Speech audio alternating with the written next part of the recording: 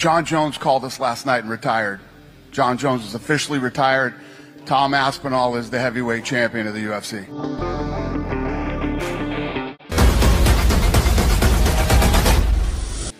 Assalamualaikum semuanya, selamat datang di channel Obrolan Fighter. John Jones pensiun, tapi bukan karena kalah, bukan karena usia, dan yang jelas bukan karena tubuhnya tidak mampu lagi bertarung.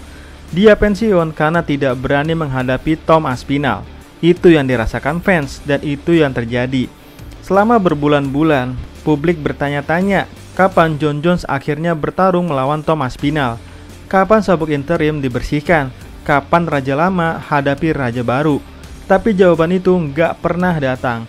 Yang datang justru video John Jones santai di Thailand, posting jalan-jalan dan santai, nggak ada latihan sama sekali. Sementara Tom Aspinall sibuk menunggu, sibuk bertahan sebagai pemegang sabuk interim terlama dalam sejarah UFC.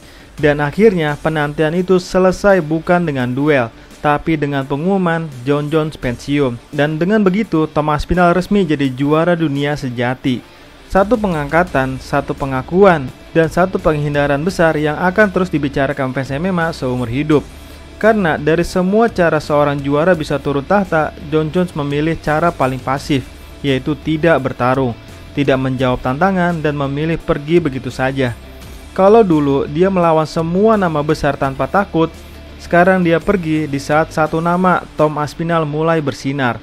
Fakta bahwa dia tidak pernah menandatangani kontrak lawan Tom Aspinall. Fakta bahwa dia lebih sering keliling dunia daripada latihan. Fakta bahwa UFC sudah menawarkan dan tetap tidak ada kepastian. Semua membuat publik menyimpulkan satu hal, John Jones menghindar. Dan baru saja di UFC Baku, Dana White akhirnya mengumumkan secara resmi John Jones tidak akan bertarung lagi, dan Tom Aspinall kini jadi juara sejati di divisi kelas light heavyweight. Reaksi fans campur aduk, ada yang kecewa karena duel impian akhirnya batal, ada yang marah karena John Jones tidak memberi jawaban sama sekali. Tapi ada juga fans yang puas karena akhirnya era baru dimulai. Dan UFC Baku pun berjalan dalam atmosfer penuh emosi. Tapi bukan cuma pengumuman John Jones yang menggemparkan, malam itu juga diwarnai kontroversi besar di antara fans Azerbaijan. Semua bermula dari pertarungan antara Tagir Ulanbekov melawan Azat Maksum. Di atas kertas, duel ini menarik.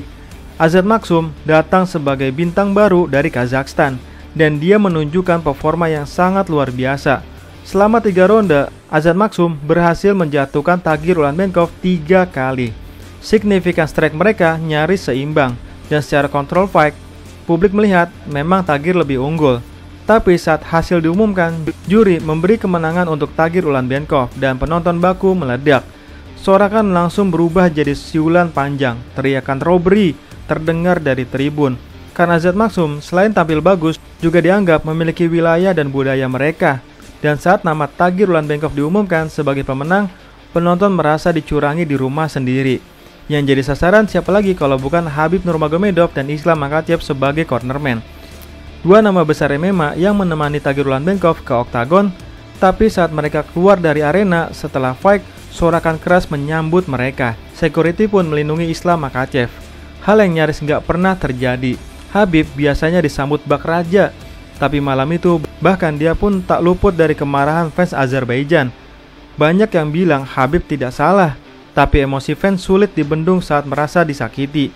Dan di mata mereka, Tagir menang bukan karena pantas, tapi karena relasi, reputasi, dan juri yang tidak netral.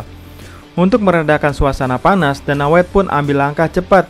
Dia umumkan bonus besar untuk pertarungan yang benar-benar spektakuler malam itu, yaitu antara Nazim Sadikov dan Nicolas Motta. Pertarungan yang brutal sejak awal. Dua fighter masuk ke oktagon bukan untuk main-main, tapi untuk adu nyali dan nyawa. Pukulan berbalas pukulan, serangan balik yang berdarah. Keduanya sama-sama bocor wajahnya sebelum KO datang.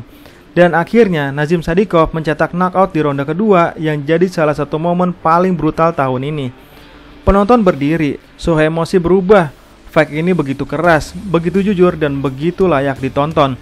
Dan Dana White pun kasih hadiah spesial, bukan $50.000 lagi, tapi $100.000 untuk masing-masing fighter. Karena pertarungan mereka bukan cuma seru, tapi juga menyelamatkan malam ini dari amukan publik. You ready? Whoa, whoa. UFC just called my phone. Seriously? You got a 100K bonus.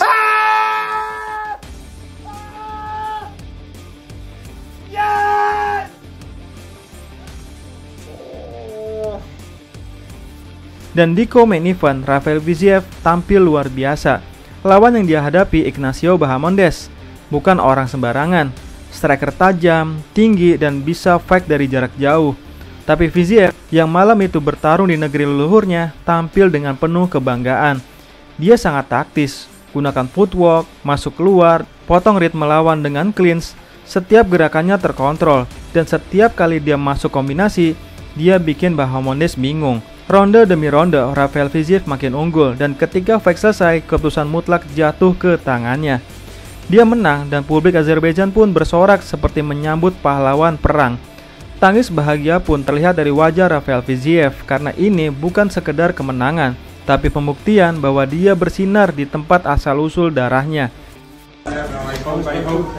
Dude, beautiful, like the first time, like I got tears on my eyes, how beautiful it was. Yeah, no, I remember something. Too nice, this guy. Well, everybody was pictures and everything was up for the Very good. Lalu tibalah kita ke main event, Khalil Rountree Jr. versus Jamal Hill. Fight yang seharusnya jadi klimaks, tapi justru jadi fight yang paling datar malam itu. Dua striker, dua nama besar, tapi begitu pintu oktagon ditutup, yang terjadi bukan duel tapi saling lihat. Saling tunggu, saling takut ambil resiko. Ronde pertama dan kedua nyaris tanpa pukulan berarti, penonton mulai frustasi. Komentator pun bingung harus bilang apa. Dan baru di ronde ketiga, Khalil Rountree mulai bergerak sedikit lebih aktif.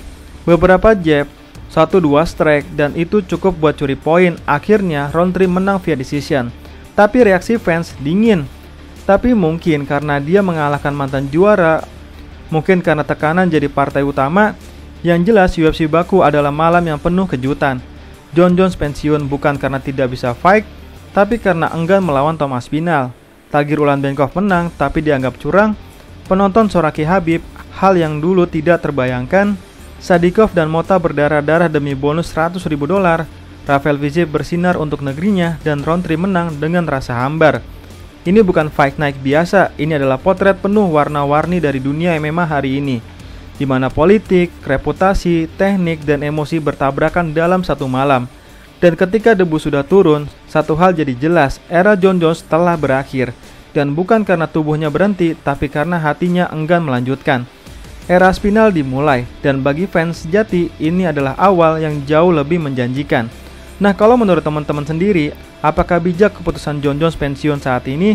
Dan pertarungan mana yang paling menarik di UFC Baku? Silahkan tulis di kolom komentar ya. Sekian dan terima kasih.